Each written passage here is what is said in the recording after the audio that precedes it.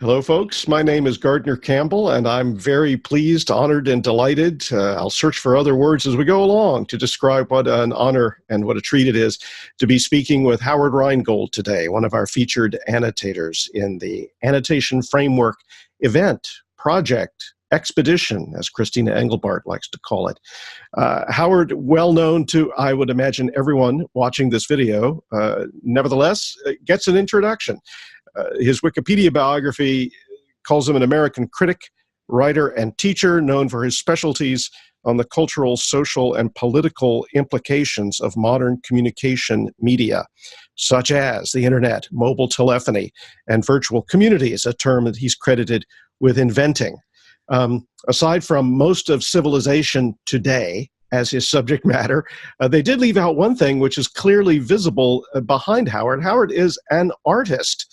And I hope you can see the extent and variety, not only of the art and the artifacts, but of his commitment to art as a way of life, which I dare say informs everything he does as a journalist, a writer, a critic, and a teacher. Does that go too far, or has that just about got it? Oh, what can I say to that? Probably not much at this point, but I'm, of course, thinking about Howard today in relation to his work on Doug Engelbart, work that continues with his annotations on the 1962 research report, Augmenting Human Intellect, a Conceptual Framework. I have to say that it was Howard's work that gave me an even more powerful conceptual framework with which to approach Doug's conceptual framework. I'm referring, of course, to Howard's book, Tools for Thought. The first edition comes out in 1985, and there's an updated edition in 2000. It was that sketch of Doug in the chapter, The Loneliness of the Long-Distance Thinker, that seemed to me to be able to get at not just the ideas Doug Engelbart had, but the system of interdependencies and the feedback loops that went into making Doug's personality and the force of his character what it was. So I'll just start there. How did you first meet Doug, and what was your first impression of him? Well, in the early 1980s, late 1970s, I heard rumors that you could use computers to write with. And having used a typewriter for about 10 years at that point as a freelance writer, I was very interested in not having to retype my pages every day. And I'll skip the part about me looking for this, but I found an article in the Scientific American 1977 by Alan Kay titled Microelectronics in the Personal Computer. And there was a picture of a device where you could use a mouse to move words around on a screen instead of retyping it every time you had a revision. And I have been always interested in technology and the mind. And I thought, what more interesting place could there be than this place that Alan Kay worked for a writer who's interested in technology? So I bugged people at Xerox PARC until I got some work as a freelance contractor writing articles about people at PARC. And ultimately, the Macintosh helped me a lot because they were really pissed that everybody thought that Apple had invented what they had invented. So I had carte blanche to wander around PARC and find interesting people and write articles about them. And that led me to Bob Taylor. And although Engelbart is now becoming more widely known, I think it's important to note the critical role that Bob Taylor played in connecting Engelbart with his funding apparatus and then assembling the crew that had worked for ARPA to work at Xerox PARC. And Taylor was the one who turned me on to Engelbart's 1962 paper, which I read in the PARC library, which was a wonderland. They had these publications that were bound in blue that were just so interesting to me. Nowhere else could I find people talking about the mind and technology the way they did. And that led me to start thinking about the bigger picture Time magazine had the personal computer on its cover in, I think, 1982 or 1983, and all of the ink was about Steve Jobs and Bill Gates. And I thought, wait a minute, what about Bob Taylor and Doug Engelbart? And so I started looking into it, and that, of course, led me to a lot of people whose work built on each other, from Alan Turing and John von Neumann back to Boole and Babbage and Lovelace. It seemed to me a much bigger story in terms of historical scope.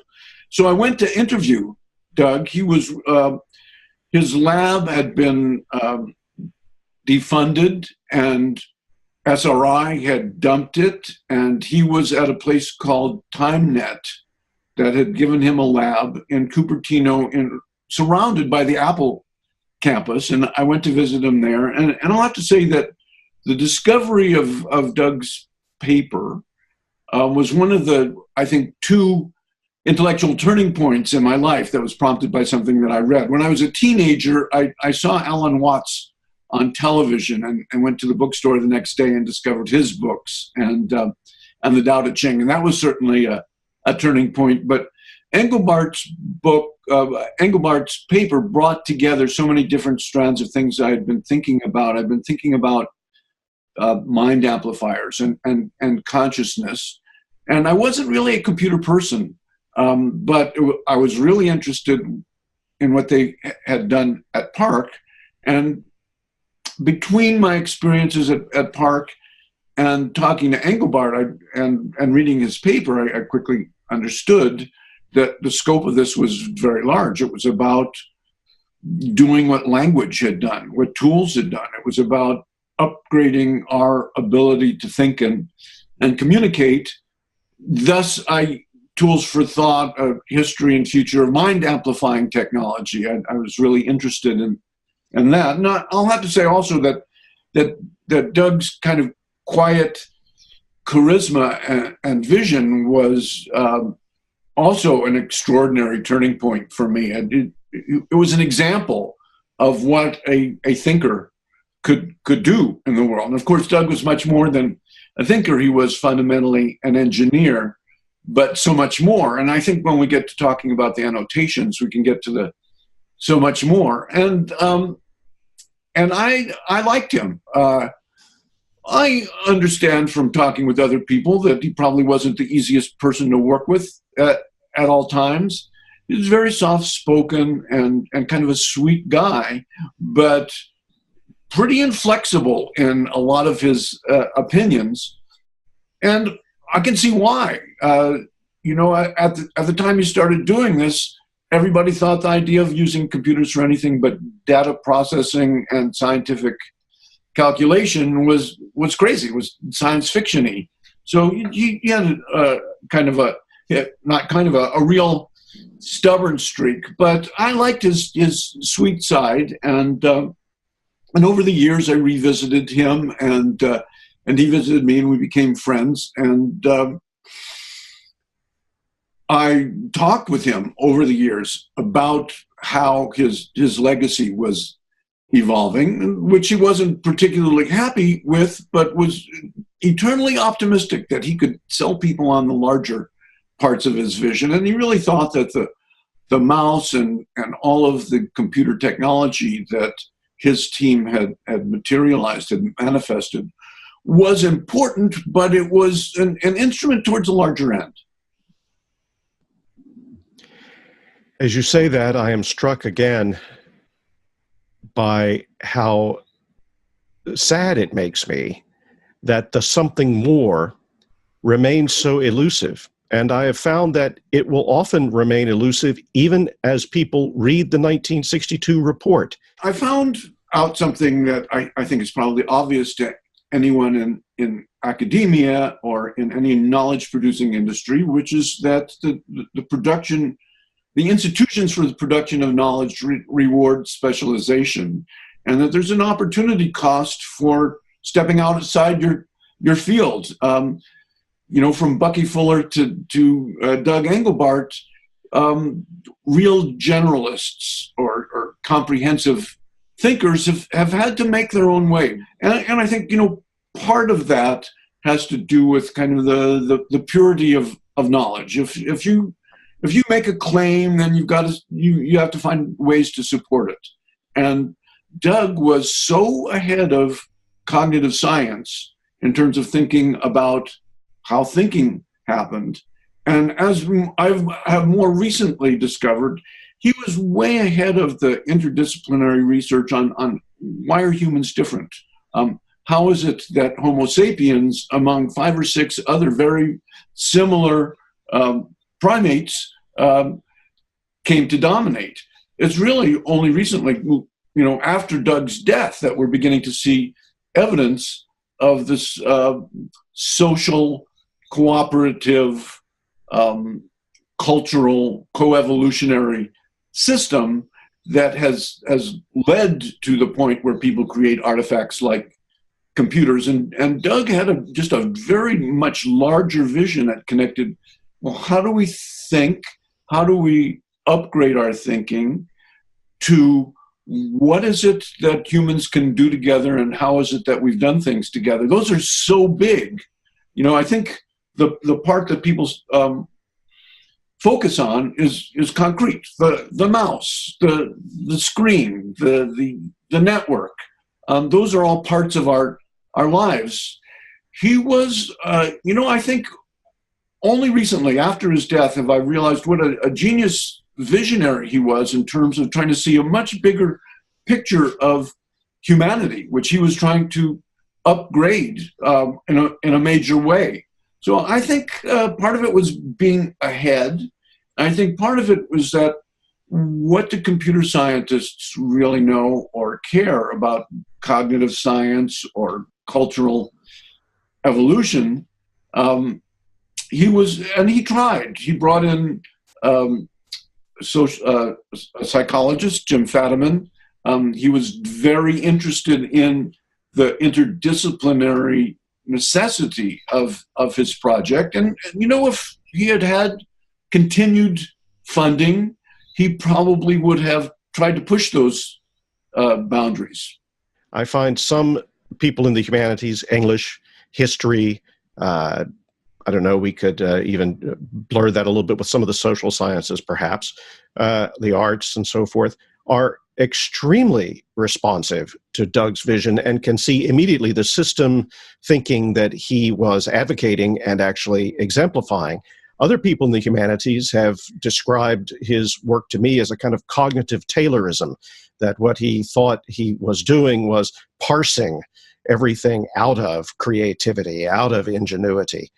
Clearly, I think quite the opposite. But again, I'm interested. What do you think is the stumbling block when it comes to the humanities beginning to profit more from his thought in '62?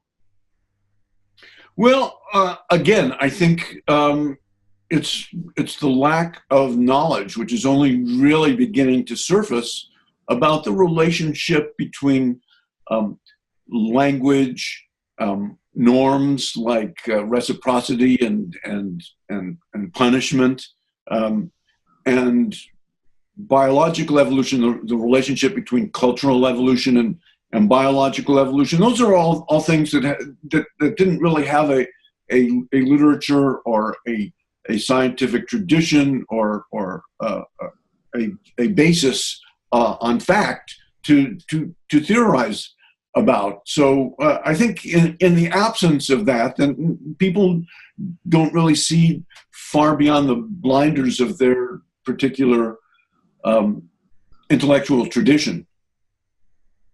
Well, and that will lead us, I think, pretty handily into one of your very striking annotations in which you identify what you say is the most prescient of Engelbart's future visions. And it has to do with the way in which there is a lag between our ability to make a thing and our ability to understand not just the implications of what we've made, but how that thing we've made is now an agent in this biocultural evolutionary system. And it was Engelbart's dream that if we could raise that into awareness, we could actually begin to hack into our own ability to accelerate our abilities to hack into things purposefully. and there is a remarkable prescience there.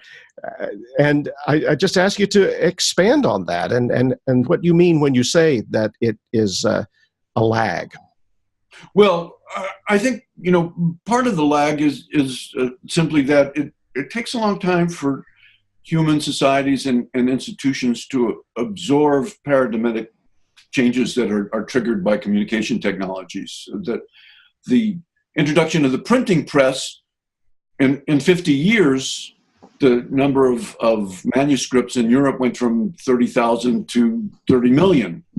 But the changes that literacy triggered, the emergence of science as a collective enterprise, the democratic revolutions of the 18th century, those took a while. The Protestant Revolution and all of those social forces started bubbling up when the printing press was introduced, but the institutions and the culture took a while to change. And I think that's really a more general aspect of the fractures that we're seeing today, is the delta between the radical changes that innovative technologies are introducing and ability of individuals and institutions to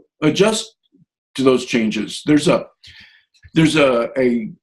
student of McLuhan's by name of Derek de Kerkhove. I don't know whether you know his work, but he claims that the real cause of World War I was the introduction of the railroad, that it accelerated things beyond the ability of the old structures to deal with them. So back to Engelbart, of course, he talked about coevolution. He I think, mostly in his metaphor of bootstrapping. He talked about the way groups of people could try to build tools to improve their ability to think and communicate and build tools, and then abandon their old tools, adopt the new ones, and continue that process. In 2005, I gave a TED talk about why don't we have an interdisciplinary study of cooperation and collective action? That was before I had any involvement with universities, in which I discovered why there's not big interdisciplinary research on kind of fuzzy topics like that. But I certainly have looked into the scientific pursuit of the questions about why is it that we've become so dominant on this planet of all the other species, and how is it that we do things together? How is it that we've come to do these things? And I was particularly interested in a recent book, I think within the last year, by Joe Henrich from Harvard, called The Secret of Our Success, in which he marshals a lot of evidence from a lot of different disciplines to talk about what he and what are now known as cultural evolutionists call biological and cultural coevolution. So to ultra simplify that, biological evolution gave us some extraordinary capabilities. We can walk, we can manipulate our hands, we have these eyes that have visible whites, which enables others to look at where we're looking, which is important for social learning. A lot of research on social learning in other primates and in infants, anthropological work with different societies have all converged on a kind of theory that culture, which is everything we're not born with, everything that we learn, is what distinguishes us. It's not our ability to learn, it's our ability to learn from each other. And furthermore, because other primates and other forms of Homo were able to do social learning, we also teach each other. And so we learn things, and the things that individuals learn pass into the collective consciousness. That in fact, our ability to pass along to future generations and to each other is what makes us what we are, and what makes us dominant. And certainly language, spoken language, written language, the printing press, the computer, those were all steps along that way. And although Engelbart really wasn't familiar with all of this literature, and much of it didn't exist until even after he died, when he was talking about HLAMT, humans using language, artifacts, methodology, and training, over the years, every time we talked about the fact that the artifacts are so much more powerful today. I think it was amazing at the 50th anniversary of the Mother of All Demos to hear the people describe the equipment that they did that demo with. I think this may or may not be entirely accurate, but I think that the amount of RAM that their computer had was about equal to what's devoted to a single icon on a smartphone today. So, and I think they had a modem that was some 1,000 bits per second that was sending that information back and forth. Both the computational and the communication capabilities are billions of times more powerful today. But the language methodology and training is not. And he was trying to get into that when his lab was dissolved. He did various experiments. There was an experiment that people who were involved in it speak of it with some notoriety, because apparently it was a failure, what he called pods. So, but failures are part of the process. You can imagine a science fiction novel in which what Engelbart did was embraced by society, and that universities and commercial laboratories took up this challenge. So, and of course, it's easy to measure electrons. It's hard to measure behavior and social change. So it's not an easy problem. But when I started reading this, and there's a new book called coming out from Nicholas Christakis called Blueprint, about how what we know about cultural evolution is a blueprint for a good society. So we're now seeing this very grand picture of why we are the way we are, and how it is that operates, and is very much a bootstrapping process. 1962, Engelbart he didn't have the vocabulary. Nobody had the vocabulary. He didn't have the knowledge base. Nobody had the knowledge base to really put some meat on the bones of that theory.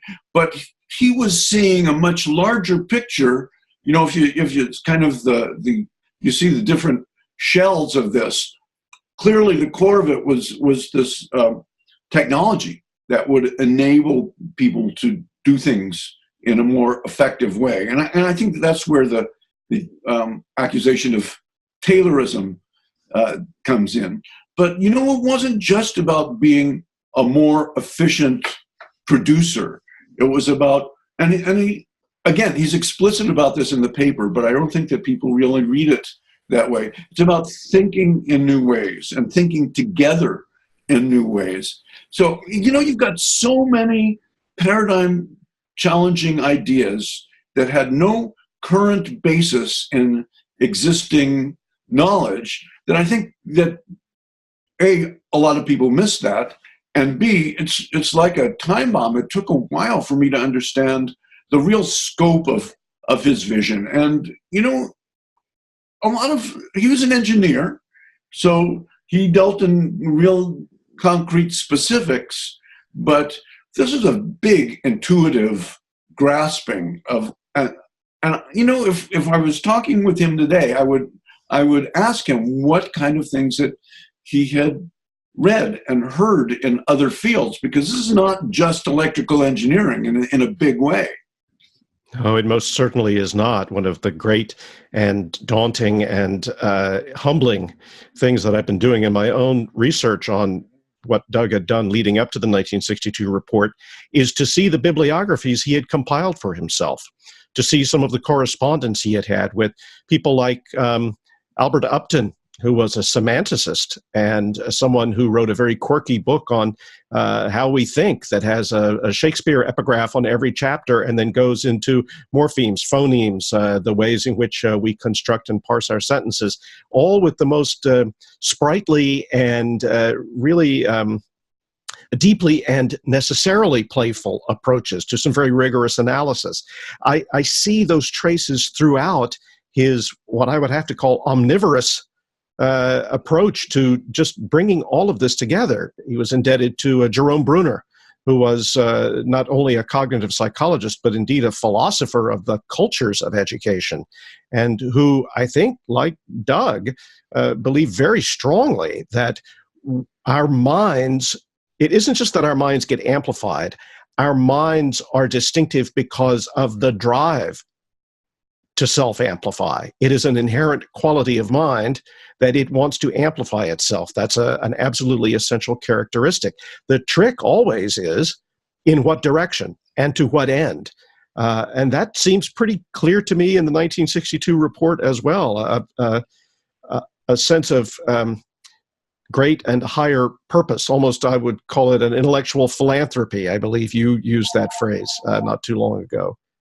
It's really clear from the way he frames it, and from what is known about his life back then, that Doug had a very idealistic approach, and that in fact all of this came from the idealistic approach, or at least the way he tells it. Now, Doug's got a story, and he told the story many times, and you know, when you tell a story many times, it becomes realer and realer to you. But his story was driving to work, thinking about, he had to change, you know, he survived the war, he married his high school sweetheart, he had this great job. Now what? What could he do with the rest of his life that would be of benefit to humankind? And he was, by his own story, very influenced by Vannevar Bush's As We May Think article. And he saw that with science and with the other things that humans do, we were creating bigger problems for ourselves as a species than we had ever created before, and we needed better means of solving those problems. And being an engineer and a radar operator during the war, he thought in terms of the concrete mechanical tools that could be used for that. But you read the paper, the vision of the concrete mechanical tools is embedded in an idea of methods of thinking and methods of cooperating and methods of collaborating. And again, the story that he told me was that he tried to become a computer scientist, and he was told by the computer science department at Berkeley in the 1950s, when there were like a half a dozen computers on the West Coast, that he could pursue a computer science degree, but don't talk about augmenting human intellect. It was science fiction. He talked about going to Hewlett-Packard and offering his ideas to them, and them saying that they were never going to get into digital technology. He talked about starting a business and having buyer's remorse that night. He couldn't sleep that night, and he didn't want to become a businessman. He didn't want to become an entrepreneur, and the next morning he stopped doing that. Of course, now, what he drove to work through was the largest apricot orchard in the world. Now it's Silicon Valley. Back then, he and others were building tools that they wanted for themselves and for everybody else. Now, of course, the massive amount of money involved, it's like a super magnet. It's not attracting people particularly with the big picture ideals. It's attracting people who've got a narrow idea that they think they can make a lot of money from. So I think it's pretty clear that he had a purpose of contributing to humankind. And within that vision, how do we do that? And so in his very systematic manner, he worked from the big picture down to what it is that we need, and then started working out from, okay, if we've got it, how is it that we use it? I get such a strong sense of the systematic search for insight as I read through the drafts of the 1962 report. And he settled very quickly on this idea that, one, you would need to find the point of maximum effective intervention in that HLAMT conceptual framework. And then finding that point of maximum intervention, if you could be mindful, if you could be vigilant, you should be able to raise all the others up as well with the additional insight that that maximum point of intervention would yield. And so the points of intervention have to do with symbol manipulation, which for him was not just our ability to communicate, it was our ability to keep track of our communication. And that's the next question I wanted to ask you, that ability to keep better track of our thoughts and our communication in an effort to improve our ability to communicate. That really is that level C idea, right? That idea that you can improve the outcomes of your efforts at improving things if you are canny about the intervention and you are vigilant about realizing the yields from that intervention. How did you become aware of that very strong implication, that level C, the improving of the improving, the accelerating of the improvement? And how did that play into Doug's vision? Well, talking with him about it, he certainly didn't stop with the 1962 paper. He went on to write about raising the collective IQ of organizations, and that's, I think, where the looking at organizations and institutions, he saw this need for improvement. I think one of Doug's blind spots, one of the things that he didn't see, was the enormous gravitational field of capitalism. And you've got a business that makes widgets or delivers a service, and you're in competition. You've got to be able to produce it less expensively and increase your market and increase your profit margins. There is a pressure for B work, for making your widget more effectively. But as long as you're doing well, where is the incentive for innovating in the way you do things? Something that came to mind in regard to this kind of institutional inertia was that I heard a talk by John Warnock, who was the founder of Adobe at one point. And he talked about the fact that he had these ideas that were way ahead of what was working for the company. So the PostScript was their big success. He started thinking about multimedia documents that you would send over the internet back when people were using 2400 baud modems. And he realized that the PostScript, that if he started a group to explore what became PDFs, that the successful group, the PostScript group, would either absorb the PDF group or kill it somehow. And so he, as the founder and CEO, had to protect it. And then Photoshop, people were clicking on little black and white pixels on Macintoshes, and he was thinking on a whole new level. Again, he said it took years and decades for him to personally protect these things within his institution, to keep them from dying while the rest of the world caught up with it. So I think that kind of institutional inertia and the perverse incentives of capitalism were a couple of things that, and of course he tried government. He thought that both government and the private sector were places where C work could work.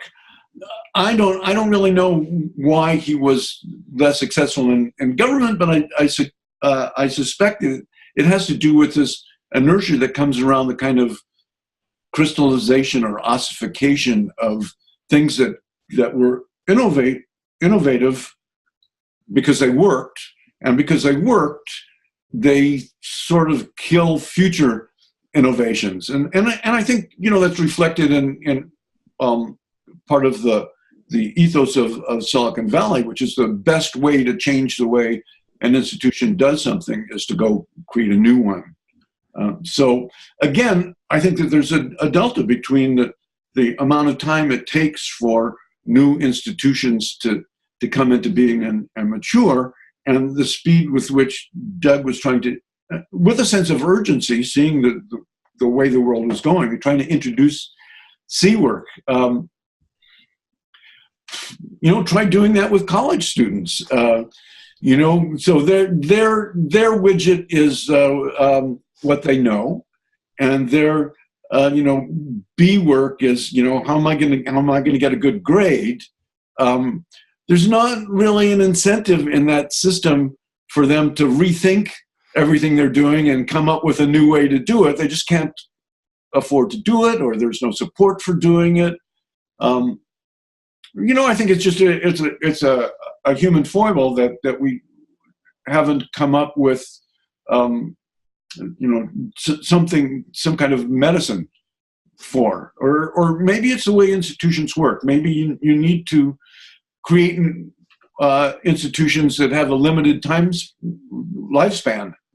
I don't know the answer. I'm outside of my territory here, but I do think that there's a kind of intellectual inertia that's built into things that work, and it's hard for things that work, particularly when they work for the stockholders, to radically change.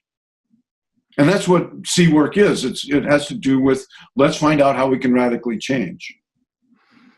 This is leading me to your own work with the ways in which the architecture of the internet itself, for all of the cruft and all of the very malign things that have emerged, has also encouraged what you call a kind of participative pedagogy for, and here's a level C, a literacy of literacies. This is an essay that's in a new collection, Free Souls, edited by Joy Ito. So the question is this: do you see in the implications of that 1962 report anything played out in the area of what we would call C work, or the emergence of new kinds of language and methodologies, not because of institutions, but because of network effects themselves? I think that this is something that's so pervasive in our world that we're not seeing it. What hasn't been changed by the introduction of the personal computer with the interface that Doug and folks invented, linked in high speed networks globally? The things that we do, and from dealing with epidemics to inventing new things, that from the households to the global. I often say I started as a writer with a typewriter, a library card, and a telephone, and now I've got the internet and a smartphone and a personal computer. It's like starting out with a horse and buggy and ending up with a 747. So, and of course, generations have been born into a world in which this is part of the world. The way that, steel or concrete or elevators were part of the world that previous generations were born into. I think the saying, that, what is it? Technology is something that was invented after you were born. Bucky Fuller had a similar disjunction between his vision and what happened. He said, we have the means to feed everybody on Earth and house everybody on Earth. And that's certainly true in the engineering sense. Distributing that is a social issue. And again, capitalism and corruption and greed are obstacles that he as an engineer didn't think of. The availability of these tools has changed the way we do everything. But again, the concerted efforts to do the kind of big problem solving that Engelbart envisioned maybe are not as prominent. Although certainly not non-existent. I think, dealing with epidemics, for example, wouldn't really be possible without these tools these days. Well, that brings me to the meta question I'm asking all of our annotators, which I will now propose to you. As you think about encountering the document again, the 1962 research report, in this way, knowing that you were going to be contributing annotations that would be part of a larger conversation, and you reflect on that process, what can you get out of that reflection to express how did you choose what to annotate? What fueled the noticing? What was your process like as you went through that area of the document and decided where you were going to make that note? Well, I really did zero in on HLAMT because I've been thinking about it for quite a while, and because Doug and I talked about it at regular intervals, and because of my interest in the many different vectors involved with human cooperation and the way that we're finally getting some scientific basis for understanding that. As I said, it was only very recently as I encountered this recent material on cultural evolution that I realized that what Doug was encapsulating with HLAMT was a much larger vision of the, bootstrapping was not just about making better computers. It was about bootstrapping the whole human race. And I think that he would probably agree about this. Well, in fact, he wrote about symbol manipulation and automated symbol manipulation. That the printing press was not just about making books more efficiently. It was about a literate population that was not just an elite. The world we live in now is so pervaded by literacy that we don't really think about that as a consequence or an effect of the printing press. So what is literacy? Well, literacy, as you said, is something that we keep upgrading. We invent new ways of manipulating symbols, and then we need to learn how to use those together. And so, well, there was McLuhan, and there certainly have been people trying to make sense of literacies. But I think when you're talking about students today, which I was in that article, I was impressed by Neil Postman writing about education before the internet, saying that the duty of a society that's stable is for the older generation to pass along what works. And the duty of the older generation in a society that changes very rapidly is to help the younger generation learn how to do things in a changing environment. And I think that that's an example of a literacy of literacies. Learning how to learn is a maybe fundamental literacy of literacies. And now we've got the intersection of technology and pedagogy. That's a whole other conversation. That we have the ability to do things globally, and people have the ability to learn things. I think I instigated this project on pedagogy because it occurred to me that the monopoly that schools have had on learning has been broken, but we haven't yet. There's again that lag. We haven't yet seen the result of that. But if you want to learn something today, you don't have to just go to school. You've got YouTube, you've got Google, you've got Wikipedia, you've got chat rooms, you've got forum, you've got annotation, you've got social bookmarking, all of these things available arguably for free. I mean, we give information that's used to target advertising for, but we don't have to pay money for it. People around the world can learn things together in ways that they couldn't learn before. What's missing is, well, how do you do that? How does a group of people do that? So again, I think that's, we're still bootstrapping.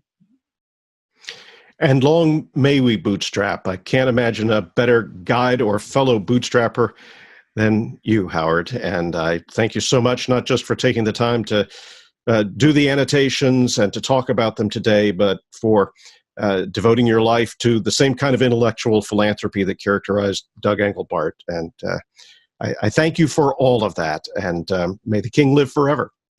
Amen.